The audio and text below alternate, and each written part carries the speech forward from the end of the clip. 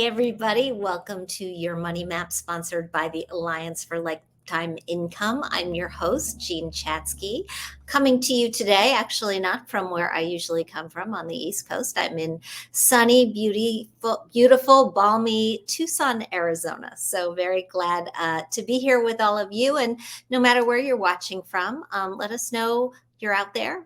Send us a note in the comments. We, of course, always welcome your input in these conversations. We are looking forward to your questions. So feel free to weigh in. And I'm sure that you'll have a bunch of them because we're digging into a topic that is going to hit an awful lot of us. 2024 is the year that our country will reach peak 65. That is the moment when more Americans than any other will turn the traditional retirement age, 65, than ever before. 12,000 Americans a day. It represents a very big demographic moment in our history.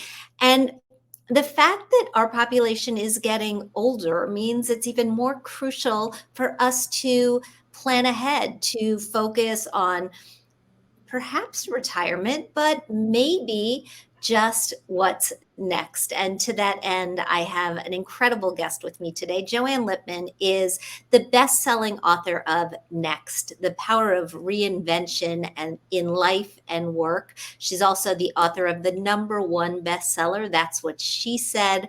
She is a pioneering journalist. She's been the editor-in-chief of USA Today, Condé Nast Portfolio, the Wall Street Journal's Weekend Journal, which is still my favorite newspaper of the week, and has led all of those organizations to a combined 6 Pulitzer Prizes.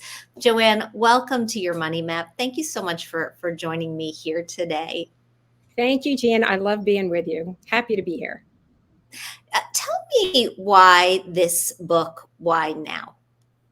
Sure. So what Next is, for those who aren't yet familiar with it, it is Next, The Power of Reinvention in Life and Work is a deeply reported guide to navigating change in how we live, how we work, how we lead. And it's backed by hundreds of interviews that I did, mostly during that 3 years of the pandemic, with people who have gone through extraordinary changes, whether we're talking in their careers, in their lives, or coming back from failure or from trauma, along with the experts who study the process of change, like everybody from neuroscientists who study aha moments to management gurus who study career change.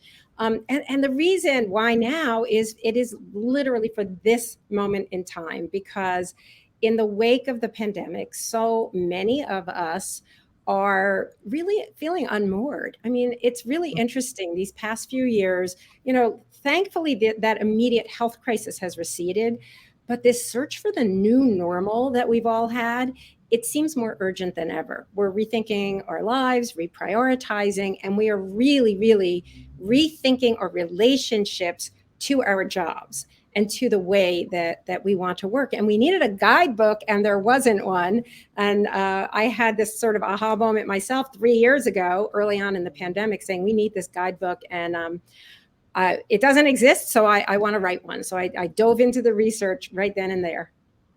I like your description of it as a guidebook because it's very process oriented, right? There are a lot of books. There's a lot of information out there that just gives us facts, a lot of data, but you take us through a process of reinvention. And I'd love to know how you came to define the process and its steps. Sure. So I call this the reinvention roadmap, and it's 4 steps.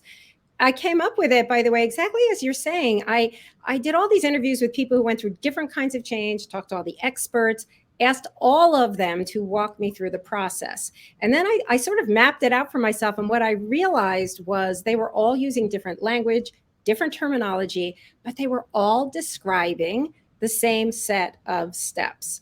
So I'll walk you through it super quick, and then we can dive in wherever you like.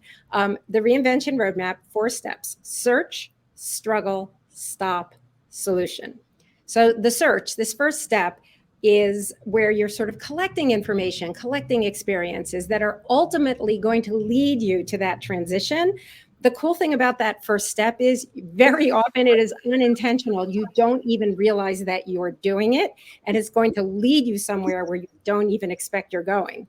That second stage is the struggle. Okay, so this is the tough one. It's where you start to disconnect from your previous identity, but you have not quite figured out the new one yet. And honestly, it's kind of miserable. We don't like to talk about it, and as a result, we don't talk about it.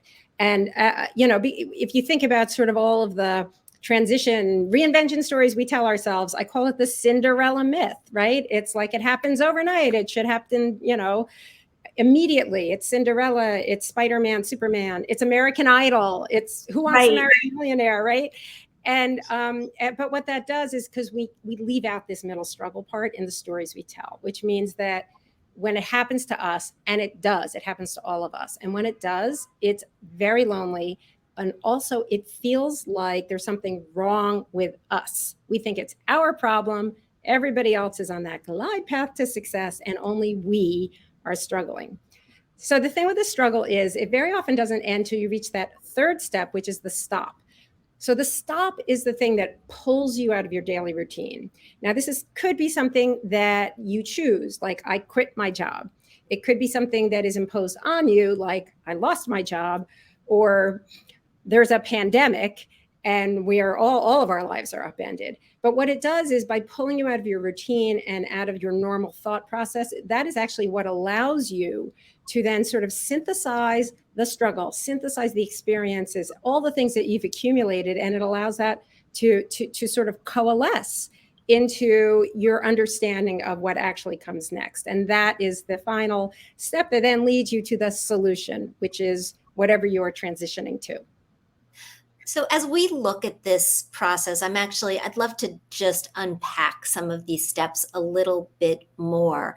Sure. Starting with sort of the beginning of the search. How do we know when we're ready for this process of reinvention? On this show, we talk to people sort of in their pre-retirement years, mostly people sort of 45-ish and up. And sometimes it's a feeling, sometimes it's a financial need, sometimes it's a health crisis that hits where you think, well, I can't really do what I'm doing right now anymore, so I'm going to look for something else. The people that you spoke to, what characterized them in terms of launching them on this search?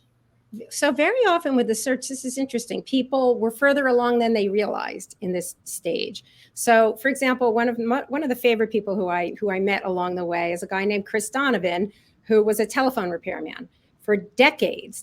Working class guy from Boston. Like, that's what you do. You get a job. He gets a job in high school. He keeps the job, but he had this hobby of drawing shoes. Like, he had this amazing imagination, and he just loved to draw like his inventions, which was a secret hobby because he was a telephone repairman, and it's not what you do, and it was not what you do in his families, but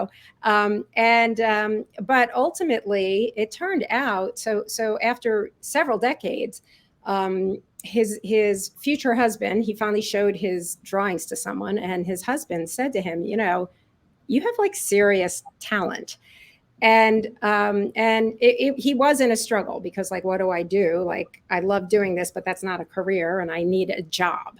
But ultimately, he actually had a stop moment where he was diagnosed with prostate cancer, and he said, "You know what? Life is too short." He was 50 years old by this point, but he said, "I was put on this earth to design shoes," and when he recovered, which luckily he did.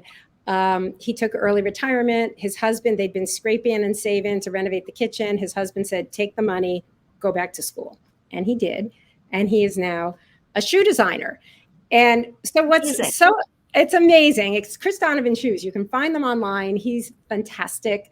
But in his search phase, to go back to your question there, he spent years drawing these shoes. He was actually learning all along the way. It's just something he never realized was going to take him there. And I found that was very, very similar, even for people who had very extreme pivots like his. I mean, there was another guy who I love who spent 30 years as a JP Morgan, Harvard-trained economist in Manhattan and London. and now today is a Hudson Valley beef cattle farmer. And I'm like, how in the world do you go from one to the other?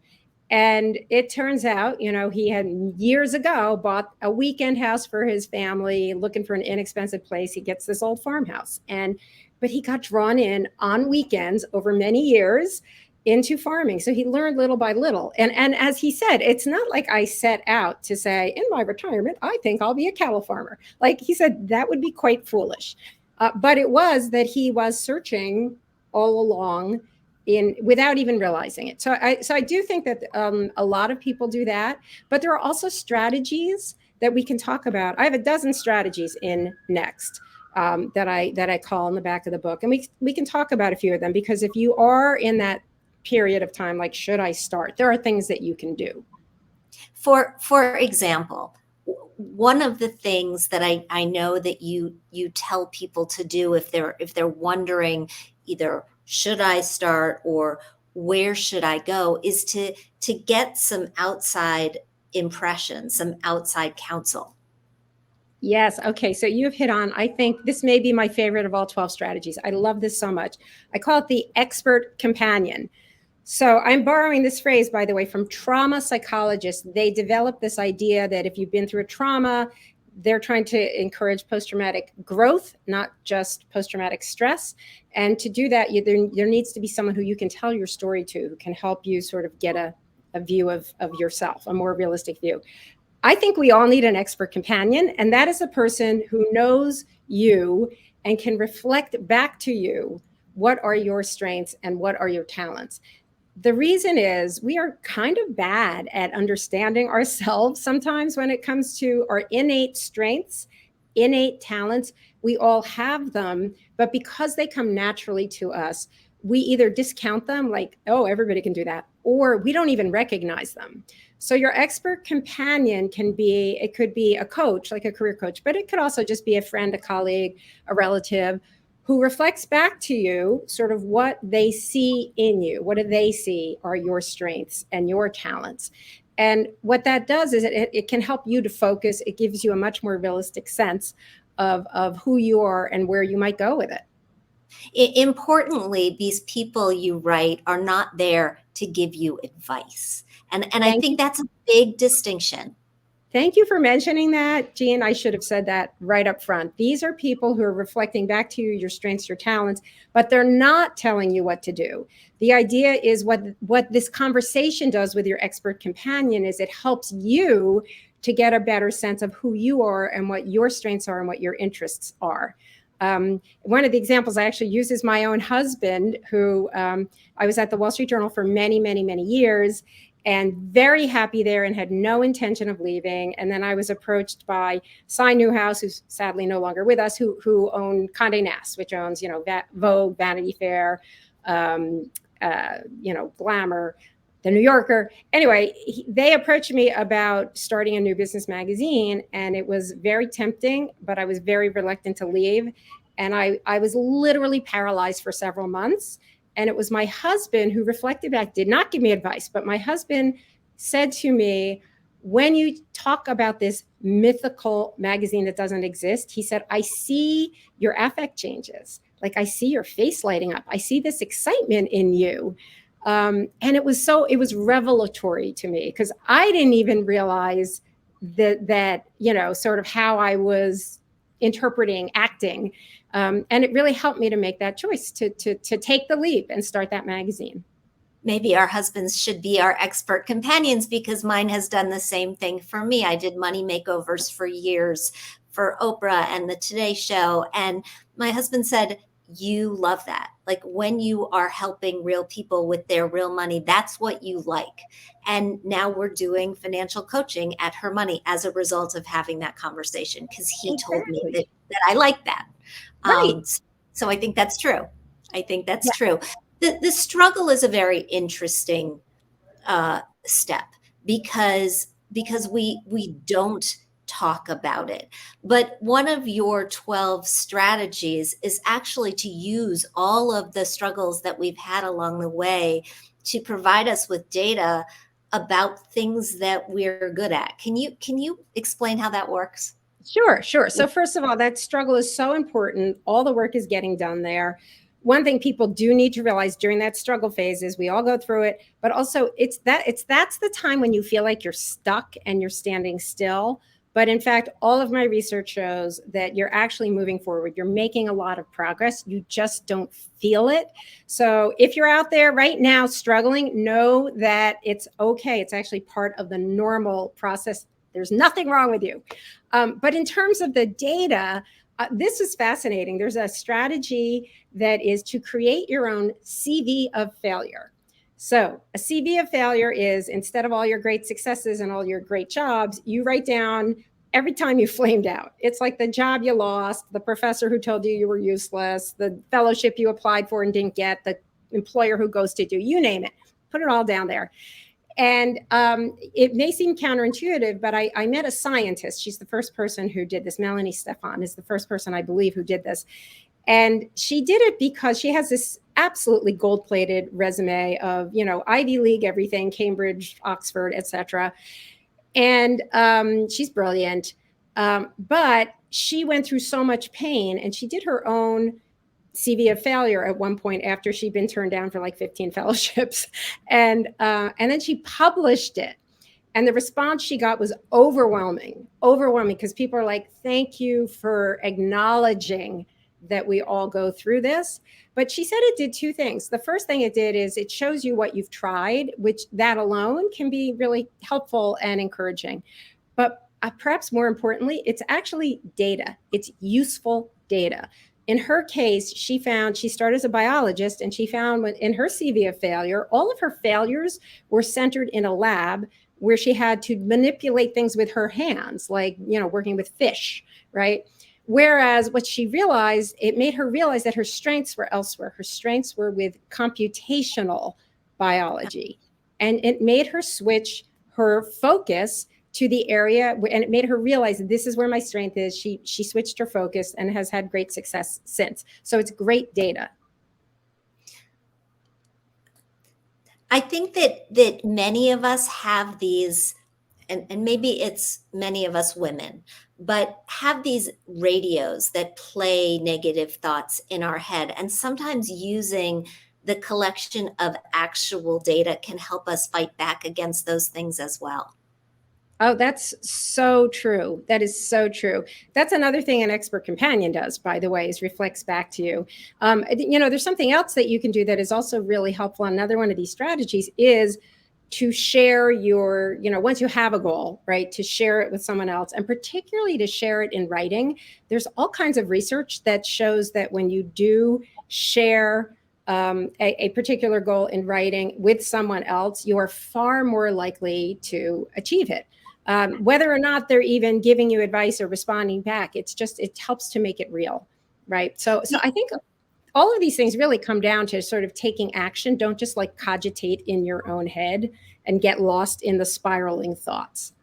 You actually have to do something. Sometimes when it comes to the doing of something, whatever it is, we don't want to listen to our gut instincts. We don't want to trust our intuition. And you actually took a really deep dive into the fact that intuition is not some, woo woo thing. It's actually real. Can you talk about that a little bit?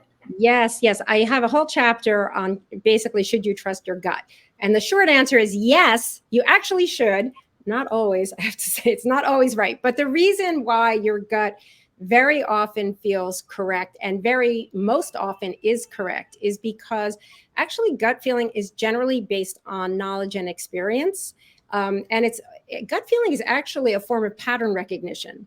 So the reason it feels correct is whether you consciously realize it or not, you have collected enough information that your body is reacting before your brain can catch up. So like a really great example, an easy example of that would be if you think about those chess masters who can play 3-dimensional chess, or they can play 25 games at once, and they can do it. It looks like they're not thinking. They go boom, boom, boom, boom, boom.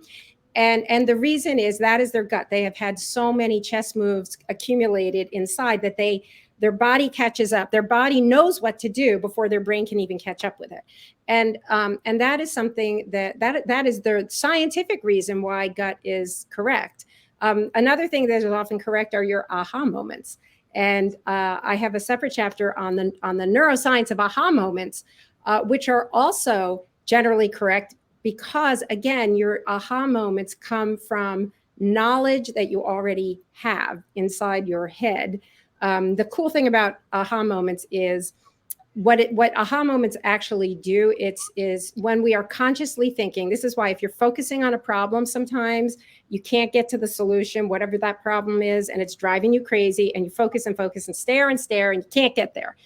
And then you walk away to get a drink of water, or you go to sleep, or you go for a run, and boom, like there's the answer. In the middle, you're in the shower, you get the answer. The reason is that what the aha moment is you have to actually turn off the executive function of your brain. So we have this executive function thing that keeps us in our lane and corrals our thoughts.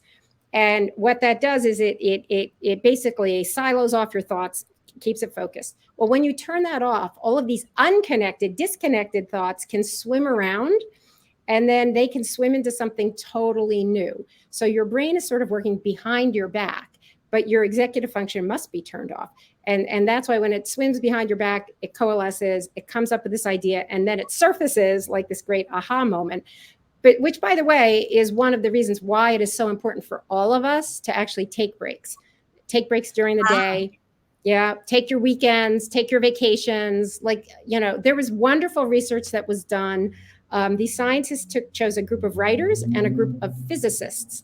And they wanted to figure out left brain and right brain people and how the brains work. And they had them keep a diary of sort of when they had their best ideas of the day. And then they looked at the diaries to see when these things happened. And it turns out that their best ideas were not during their workday. Their best ideas were when they stepped away, and not necessarily doing anything fun either. Like somebody said, I was vacuuming, or I was doing something you don't have to think, right? Right. Yeah.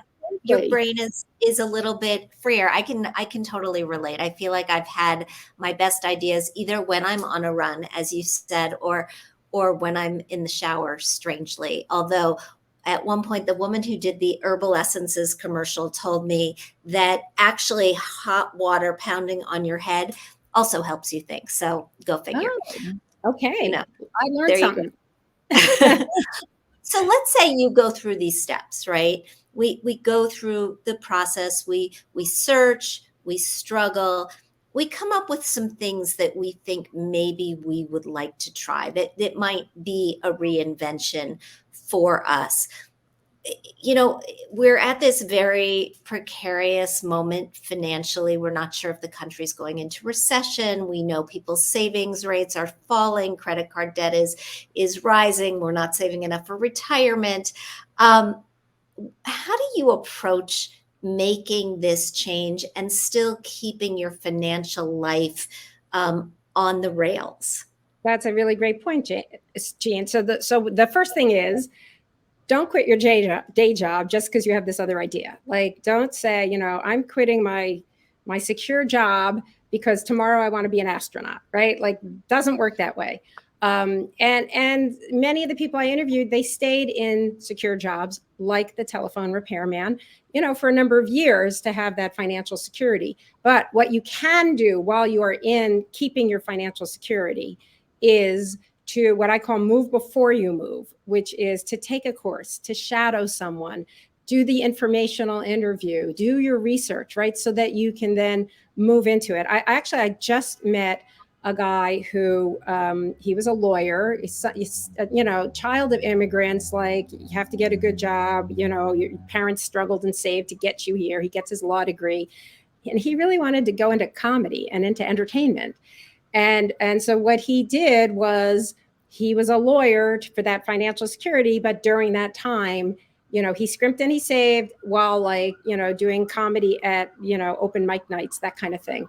And ultimately was able to make that transition by having the financial security, but moving in advance of actually quitting the law and moving into entertainment.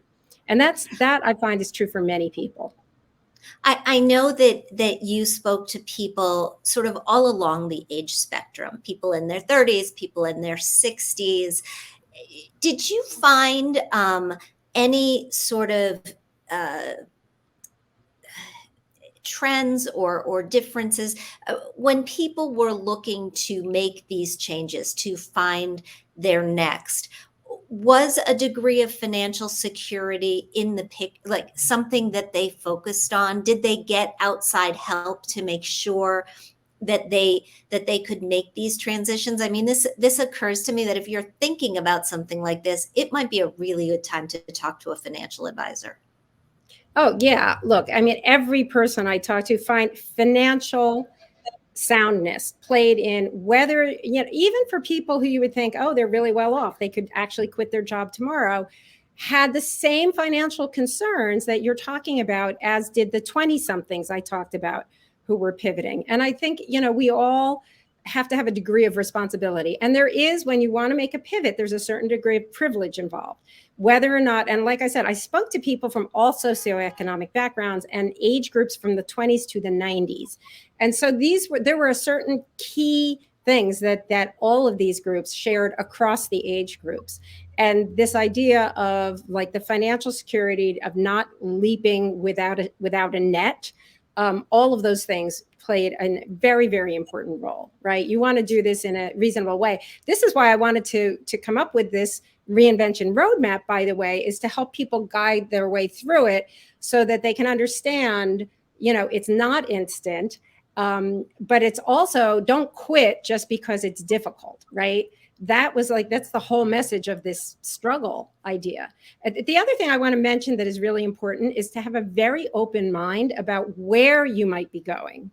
And a lot of the people who I spoke to, they ended up in places very far off from where they thought they would be. The economist never thought he'd be a cattle farmer, for example. But there were so many examples like that. And along the way, what they did is they redefined what success was. And there was a guy who I met, a younger man who had, again, child of immigrants, had to like get that degree, had to go to the Ivy League school, had to be a managing director, and he got it all. He did it all. And he got there and he's like, this is like not fulfilling. What he really loved was his family. He loved surfing.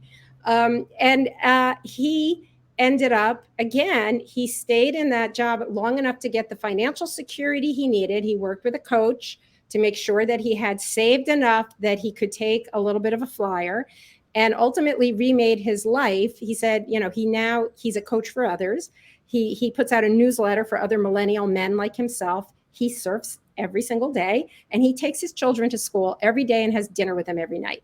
And he said his definition of success, he said, I make less money, but I make enough to have the life that I want.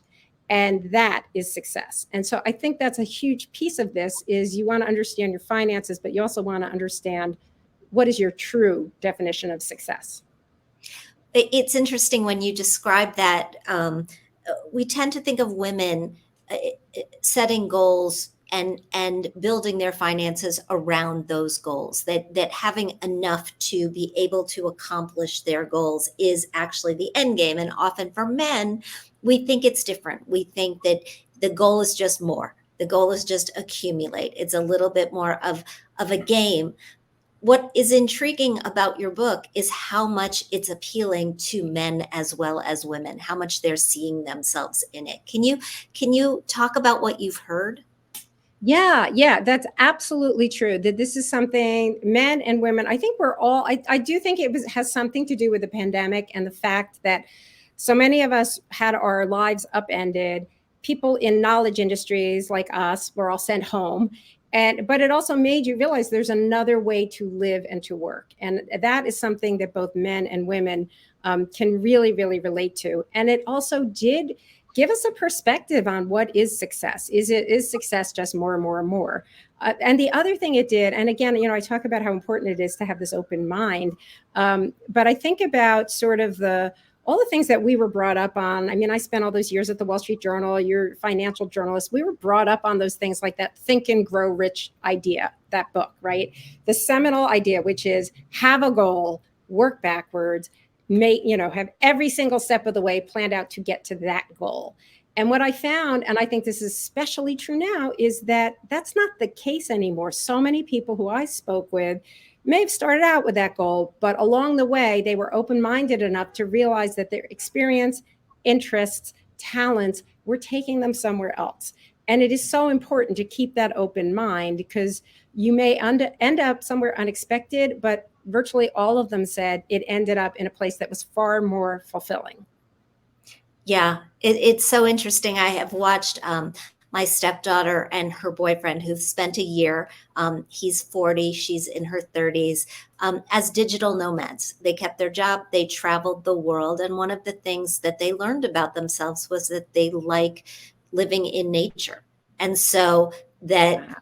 when they come back, at which they're doing soon, and we're happy about that, although their plans had been to come back and go to New York City, I don't think that's happening, because this year, this experimentation, this learning about themselves allowed them to redefine what they want, which is kind of amazing. And as we talk about people who are heading into that next phase of life, whether we call it retirement or whether we call it something else, one of the big fears, one of my big fears has always been, if I'm not doing this, who am I? But in fact, I think your work is teaching us that I could be a lot of different people.